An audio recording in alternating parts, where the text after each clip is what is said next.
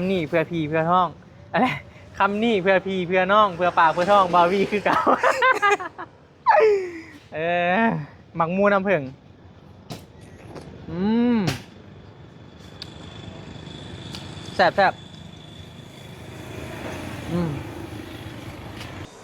นี่เด้อพ่อพี่น้องคือแนวนี้ทางพี่มาเลยทอนจำปาเพิ่นให้เงินบาวบี้มา 3,000 บาทเนาะจัดสุดเบ็ดเซ็ตที่อยู่ที่นอนผ้าห่มหมอนมุ้งอะไรอย่างต่างๆนั่นแหละ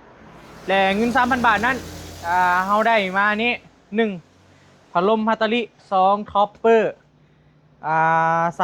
3ผ้าปูบนนอน4ละแมนผ้าห่ม5ละแมนหมอน6ละแมนสาด7ละแมนมุ้งอยู่ในพุ่น8อย่างอันนี้เป็นเตากาต้มน้ำเดี๋ยวสิให้ทางเอื้อยเพิ่นไล่มึงก่อนว่า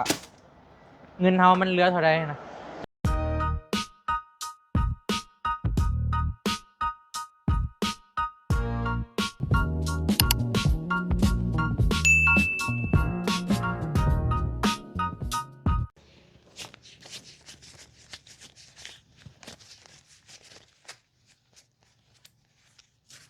เอา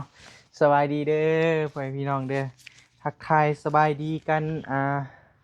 บรรยากาศช่วงเที่ยงเนาะพอดีบอบบี้ฮากาตื่นพ่อพี่น้องเป็นไข่พอดีมาว่านี่กะ ขออนุญาตเด้อเป็นวัดพ่อพี่น้องก็เลยว่าบ่ได้ออกไปไสมื้อนี้กะพอดีมื้อนี้บอบบี้มีข่าวดีมาแจ้งพ่อพี่น้องปาลุงนำกันเนาะว่าพอดีมีทางพี่มาลายทอนจำปาเนาะเพิ่นได้ฝากเงินมาให้บาวบี้3,000 บาทพ่อพี่น้อง3,000 บาทเงินจำนวน 3,000 บาทนี่ก็เพิ่นให้ซื้อเบ็ดเซ็ตที่อยู่ที่นอนผ้าห่มมุ้งหมอนอหยังต่างๆพัดลมเนาะไปให้ไอ้คงเด้อพ่อพี่น้องเด้อบ่เฮ็ดคลิปรุ่นดอกสะพายเลยเนาะบอกป้าลุงเลยแต่ก็เฮ็ดถ้าว่าเฮ็ดคลิปรุ่นก็คือป้าลุงก็คือสิฮู้อยู่เนาะอันนี้บอบบี้3,000 บาทนี่ไปเปลี่ยนเป็นเงินลาวเฮาก็ประมาณ2ล้านกับ60ปลายพันนี่แหละพ่อพี่น้องบอบบี้ได้มาสำนี้เดี๋ยวสิมาเลือกว่าสิเอาแบบใดไปให้เราแต่ก็สิเอาสมมาพาควรนั่นแหละพ่อพี่น้องเอาเป็นแบบท็อปเปอร์ปูที่นอนแหละมันก็นุ่มอยู่บอบบี้ก็ใส่อันนั้นแหละปูนะเดี๋ยวสิพาปลาลุงมาเบิ่งนำกันเนาะช่วงนี้ก็คนเป็นไข้ลายพ่อพี่น้องเพราะว่าบอบบี้ก็เป็นวัดกินยาเข้าไปแล้วฮะก็ตื่นนอนเบิ่งหน้านี่ก็ยังบ่ทันตื่นซ้ำ แต่ก็เลยว่ามื้อนี้สิมาซื้อไว้เพราะว่ามื้ออื่นก็สิไปเวียกแต่เช้านะก็เลยสิมาซื้อไว้ช่วงนี้ก็เป็นไข้หวัดลายพ่อพี่น้องคือน้องทรายสายฟ้าก็เป็นไข้ออกตุ่มแต่ว่าบอบบี้ก็โทรหาน้องเพิ่นแล้วก็คือว่ามันก็ลงแหน่แล้วนะเพราะว่าไอ้แก้วพาไปฉีดยาตอนแรกว่าก็สิขึ้นไปหาน้องเพิ่นมื้อนี้แหละแต่ว่าตื่นมาบ่ไหวถ้าก็จะลุกประมาณ11-12 โมงแหละถ้าก็ลุกมาพ่อพี่น้องหน้าตาก็ยังยังบ่ซื่นเลยนะเอาก็ประมาณนี้แหละพ่อพี่น้องก็เป็นทางพี่มาลายทอนจำปาเนาะเป็นคนเดียวกับผู้ที่เพิ่นซื้อโทรศัพท์ให้ไอ้ฮงฮั่นคือพี่มาลายทอนจำปานี่ก็เพิ่นก็ให้บาวบี้เป็นสะพานบุญให้หลายเฮ็ดละพ่อพี่น้องให้เป็นสะพานบุญโดยตลอดมาเนาะก็ขอบใจทางพี่มาลายทอนจำปาหลายๆเด้อเนาะที่ว่าไว้วางใจเนาะให้น้องบี้เป็นสะพานบุญให้โดยตลอดมาเด้อเนาะก็มาเดี๋ยวบาวบี้สิพาป้าลุงมาเลือกนำกันก็อยู่หั่นเอื้อยพ่อพี่น้องหั่นเอื้อยนี่แหละก็เบ็ดเสร็จเลยเดี๋ยวสิพามาเบิ่งว่ามันมีอะไรยังเนี่ยไปโอเค กินยาเข้าไปพ่อพี่น้องตอนนี้ก็ยังเจ็บหัวอยู่อากาศมันร้อนบ่เลยแนวใดเดี๋ยวสิมาเบิ่งก่อน ว่าสิเอารุ่นนี้ไปให้เรามึงเด้อแบบนี้เท่าไหร่ก็บ่แบบนี้เท่าไหร่ ตัวนี้ราคา899 บาท899 บาทนี่จะเป็นอันนี้ เสื้อ เป็น ผับเป็นเสื้อพับ แต่ว่ากว้างเนาะ 6 ฟุตเป็น2สั้นพับ นี่ เท่าไหร่ก็จะว่ากินนี่899 899เอาทำ700บ่ได้บ่ จะบอกเจน้อยเจ้าละเด้อขายให้ข่อย700เอาข่อยเอาไปทำบุญเด้เอาไปบริจาคเนาะซอยกันรุ่นได้เท่าไรคันเอานี่ ตัวนี้ได้อยู่เป็น150 850นี่ 8 ตัวนี้899ราคาโรงงานเลยเนาะราคาแบบถูกสุดแล้ว เด้จะเป็นแบบนี้ไปพี่น้องมันจะมี2วักบ่เขาเว้นมันพับได้เนาะ เสื้อพับแม่น แต่อันนี้มันนอนได้2 คน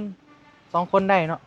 ได้ ได้ ที่3 ได้นอน 2-3 คนเดี๋ยว ถ้า เด้อ มัน เดี๋ ถึ ยว ง จะเอา มัน มา จะเป็นขนาดใหญ่เลย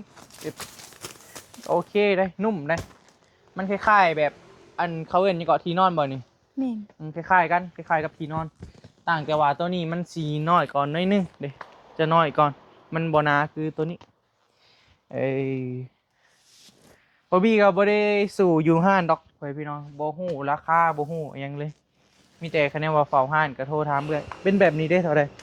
ตัวนี้จะแพงกว่าเนาะรุ่นนี้ ตัวนี้ จะเป็น2 ตัวนี้เท่าไหร่ 2,000ปลายเพราะมันเป็นยางพารา ประมาณ 2,000 ป้ายบ่ อืม นี่ชื่ออยู่ตัวนี้มันมี2,200 2,000เท่าใดก็2,500 2,800บ่ประมาณนี้แหละเนาะมี3ไซส์เดี๋ยวสิจัดเบสเซตไปให้อ้ายเพิ่นเลยพ่อพี่น้องอยากได้พัดลมนำเลยเงินเฮานี่มี 3,000 แต่ว่าซื้อแล้วไปซื้อมุ้งแล้วมุ้งอยู่นี่บ่มีเดี๋ยวมาเบิ่งทางนี้ก่อน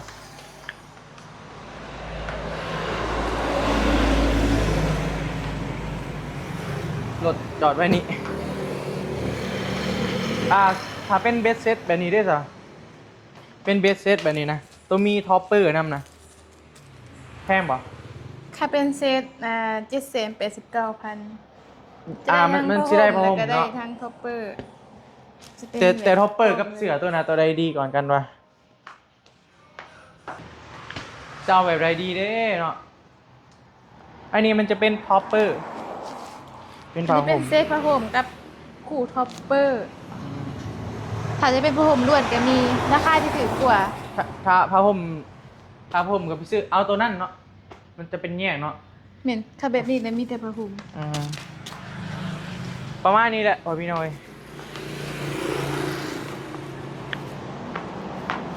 ตัวนี้เท่าไรตัวนี้ ตัวนี้หน่วยละ1,100 หน่วยละ1,100เป็นของไทยตีตัวนี้ เหม็นของไทยเบิร์ดก็จะเอาเป็นฮาตาลีก็ได้สิลูกให้หน่วยละพันตัวสีเขียว ฮัตตาลีบ่สีผ้านี่คือการบ่หน่วยละ1,000หน่วยเงินเฮามันสิพอบ่เฮ้ยแต่หลักๆก็คืออยากได้พัดลมนี่แหละให้อ้ายเพิ่นพ่อพี่น้องเพราะมันร้อนแฮงนะ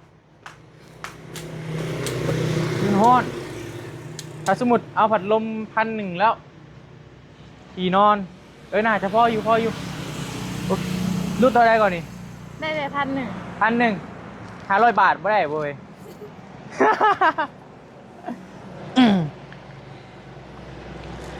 ฮาตาลิพ่อพี่น้องเป็นรุ่นดีเลยแหละโอเคเอานี่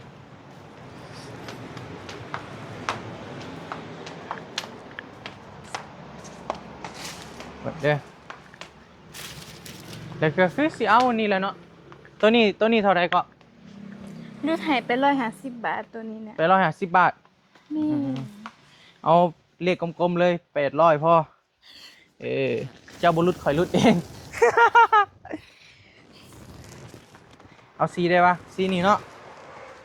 ถ้าเราเป็นผู้ชายก็แนะนำเป็นสีนั้นก็ได้ เอา800พ่อบ่ต้องเอาลายเจ้าก็บอกเจ้เจ้าเลยว่าเฮ็ดบุญนำกันหนูสิเด้อซื้อเครื่องแบบสไตล์แบบกวนๆเลยได้ไหมพี่น้อง แต่ว่าเฮ็ดได้แต่ห้านเอื้อยตัวเองได้ไปเฮ็ดห้านอื่น เขาเจ้าลุมตีเลยเอาซีนี่แหละนี่ก่อนเด้อแล้วสิเตรียมไว้พ่อพี่น้องความมื้ออื่นอยากไปแต่เช้าเลยนะเตรียมไว้ก่อน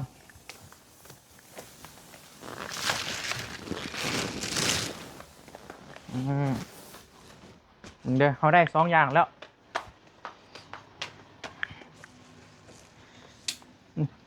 ตัวนี้เป็นฮาตาลิเนาะ แม่น ฮาตาลิเอา800ก็เป็น1,800แล้วเนาะ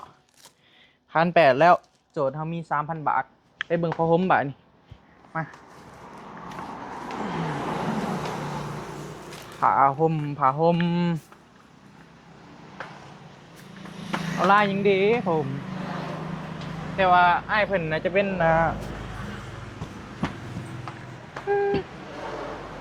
สีนี่บ่สีฟ้าก็ได้สีดำก็ได้ถ้าเป็นผู้ชายเนี่ย อาจจะสีผ้าได้อาจจะเป็นเอาสีลูกชายเราตัวไหนตัวนี้ ตัวนี้250 บาท 250 บาทรุดได้ไทยตัวนี้ ตัวนี้รุดบ่ได้ รุดบ่ได้วะตัวนี้รุดบ่ได้ ตัวนี้เป็นราคาขายเลย ข่อยอยากรุด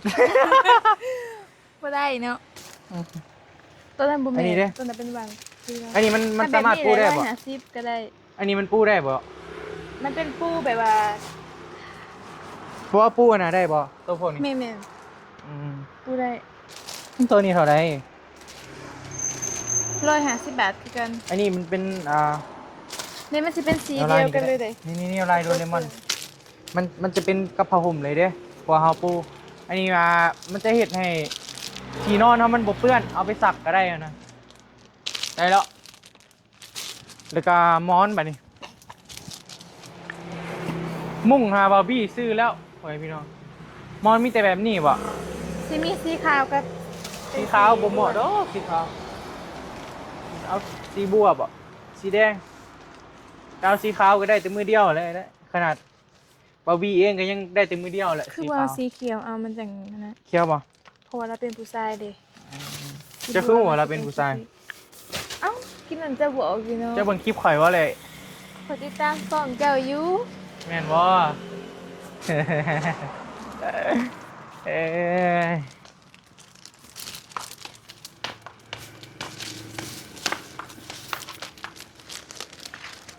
เบิ่งเด้อ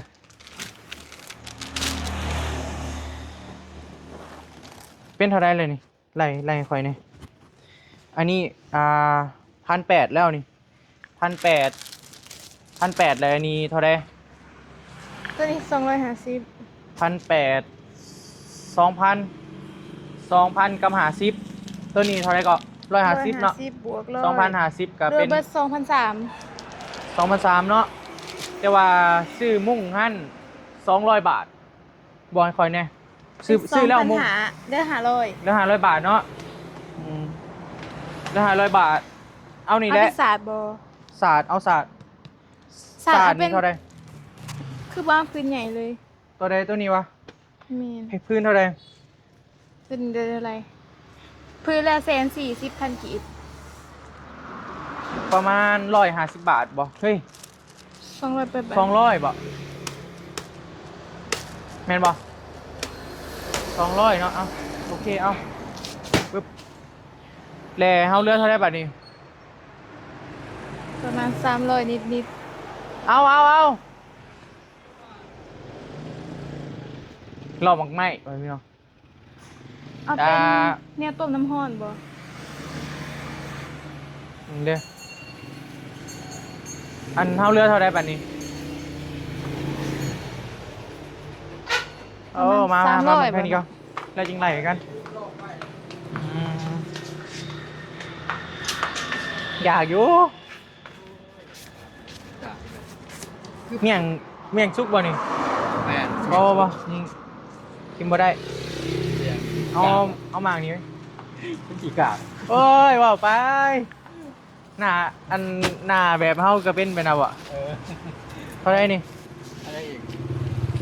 90 90 พงเดียว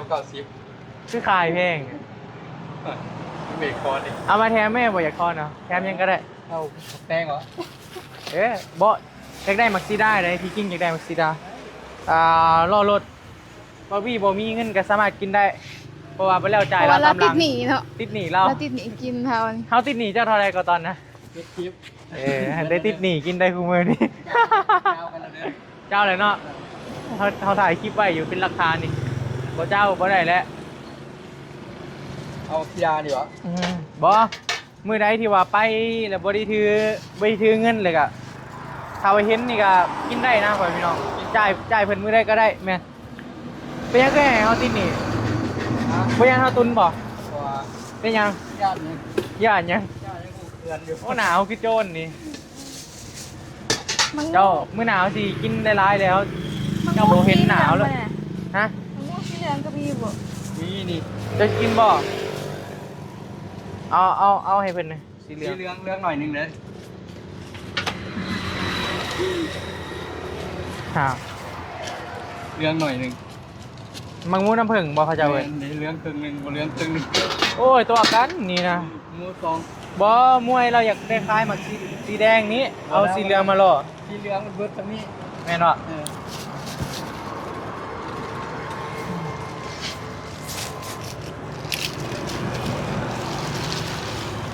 โอ้แซ่บเว้ย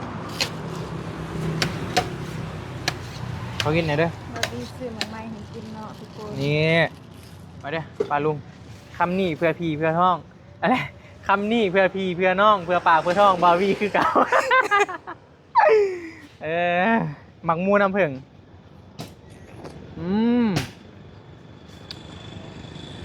แซ่บ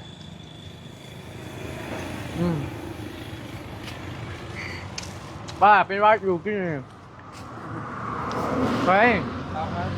ทำงาน เบิดเงินเหรอเดือนนี้ เซ็นไว้อย่างเงี้ยแนวยาก บ่เช่นดอกมือหนาจังเสียงมือนี้มีเงินอยู่ อย่าลืมว่ะ ยันลืม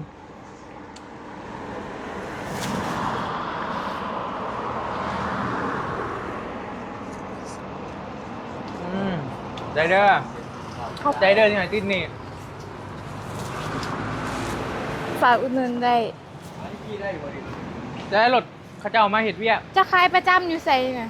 หน้าของน้ำเชโล ปตทเนาะ รถเขาเจ้ามาเห็ดเวียกอยู่ในห้างไปรถเอาอ่ะ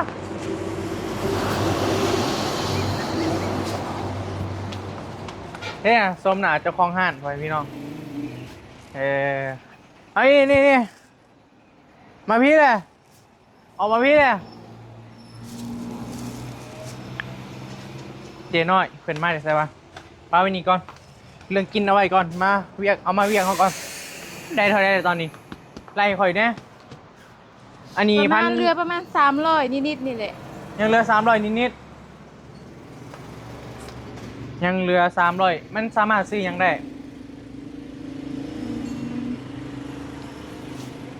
เอากาเต้าน้ำบ่ เอาแต่ว่าเราใส่บ่เลยตัวใดกาเต้าน้ำตัวใด ข้างหน้าจะเลยบะบี อันนี้วะ นี่ อันนี้เท่าไหร่ ตัวนี้มีแต่150,000กีบฮอนไวใส่งานได้จริง มันก็พอใส่อยู่เลยต้มกาแฟกาแฟเนาะเช้าวันนี้แหละ มีตัวใหม่ให้เลยในกล่อง นี่เป็นโตโซ่เป็นบ่ แม่น บ่เอาเลยซะข่อยบ่เอาของเก่าเลยข่อยมักของใหม่ใช้ตัวใด ข้างหลัง กันเด้ นี่อยู่นี่ ตัว เล ใด ย ตัวใดโอ้ตัวนี้วะ แพงเนาะ นี่เป็นกาเต้าน้ำโอ้มันราคามันก็โอเคเลยเนาะตัวนี้มันไวทันใจเลยได้เปิดดีกว่าที่ว่าฮ้อนเลยแหละโอเคเอาตัวนี้แหละเลือกเท่าได้เงินเฮาบัดนี้เมื่อบ่ 50เบิดอยู่เลย ยังเลือกเท่าได้บัด บ่ เห เหลื ลื อ ออยู่ มึงเลือกมาไล่ก่อนมาไล่ก่อน เลืกับบ่พอแล้วบัดนี้นะ มาไล่ก่อนมานี่เด้อพ่อพี่น้องคือแนวนี้ทางพี่มาไล่ทอนจำปาเพิ่นให้เงินเบาบี้มา 3,000 บาทเนาะจัดสุดเบ็ดเซ็ตที่อยู่ที่นอนผ้าห่มหมอนมุ้งอะไรอย่างต่างๆนั่นแหละและเงิน 3,000 บาทนั้นเฮาได้มานี้1พัดลมฮัตตาริ2ท็อปเปอร์ 3ผ้าปูบนนอน4ละแมนผ้าห่ม5ละแมนหมอน6ละแมนสาด7ละแมนมุ้งอยู่ในพุ่น8อย่างอันนี้เป็นเตากาต้มน้ำเดี๋ยวสิให้ทางเอื้อยเพิ่นไล่มึงก่อนว่าเงินเฮามันเหลือเท่าใดนะจะว่าบ่พอสมิกบ่จ้างนี่พออยู่บ่บ่พอเล็กๆน้อยๆเดี๋ยวสิตื่มให้เพิ่นเลยก็มันได้ครบเบ็ดเสร็จเลยเด้ประมาณนี้แหละ